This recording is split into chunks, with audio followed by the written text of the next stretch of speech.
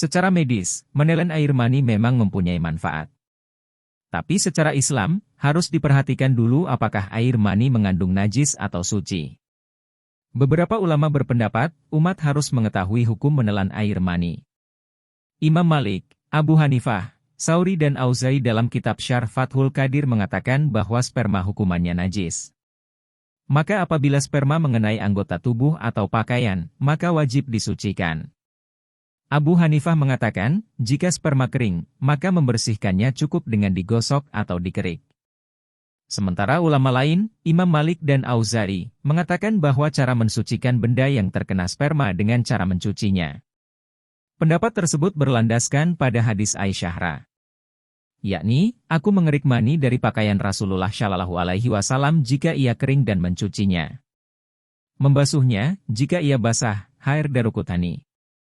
Imam Syafi'i, Ahmad bin Hambal, Sufyan al-Sauri, Ibnu Hazm dan Daud al-Zahiri dalam kitab Raudlatul Talibin mengutarakan pendapat mengenai air mani. Ulama ini menegaskan sperma suci.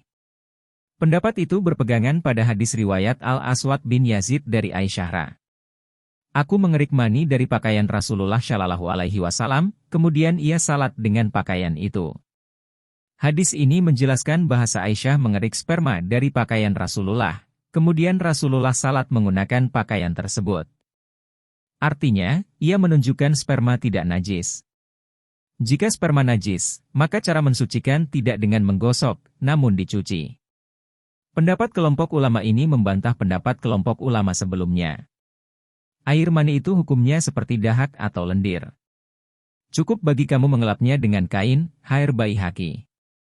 Lalu, mengenai boleh tidaknya menelan air mani dalam Islam, hal tersebut juga masih terdapat perbedaan pendapat.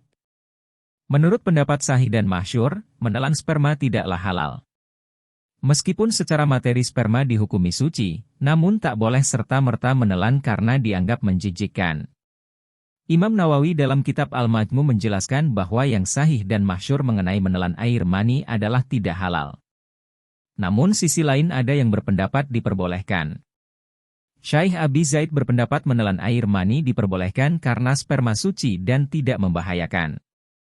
Namun dari perbedaan pendapat itu, yang paling banyak diikuti ulama adalah keharaman menelan sperma. Dan hanya ulama Syafi'iyah yang berpendapat sperma suci. Namun meskipun menganggap suci, para ulama Syafi'iyah tetap melarang untuk menelan sperma. Alasannya, sperma adalah cairan yang menjijikkan. Terlebih lagi dikhawatirkan jika sperma yang ditelan terdapat cairan madzi atau bahkan air kencing. Allah Subhanahu wa Ta'ala telah menetapkan kaidah-kaidah dan adab-adab dalam menyalurkan hasrat seksual tersebut, jima, dan di antara adab-adab yang harus diperhatikan tersebut adalah sebagai berikut. 1. Ikhlas. Yaitu mengikhlaskan niat semata-mata karena Allah dalam melakukan perbuatan ini, maka dia meniatkan dengan jima, ini untuk menjaga diri dan keluarganya, istrinya, dari hal-hal yang diharamkan, zina, dan juga dalam rangka ikut andil dalam memperbanyak keturunan, generasi Islam.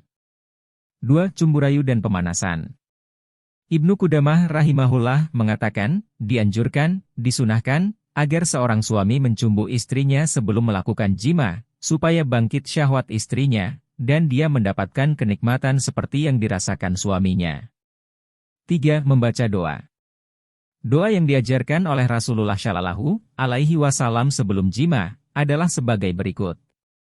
Bismillah, dengan nama Allah, ya Allah jauhkanlah kami dari setan dan jauhkan setan dari apa yang Engkau rizkikan kepada kami, anak.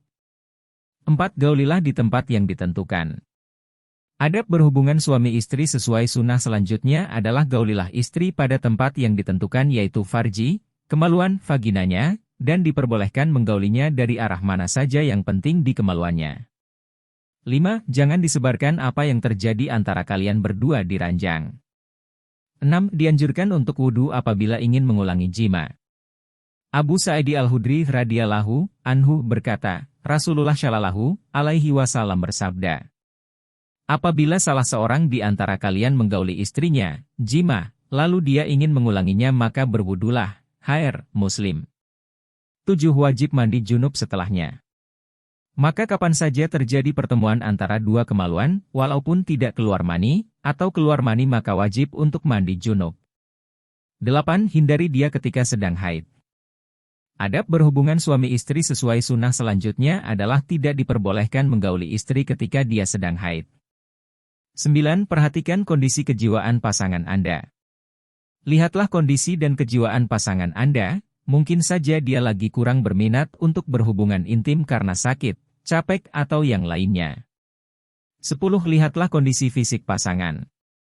Perhatikanlah kondisi pasangan, kadangkala dia merasa lelah dengan banyaknya jima, demikian halnya juga kadang suami lelah karena hal itu.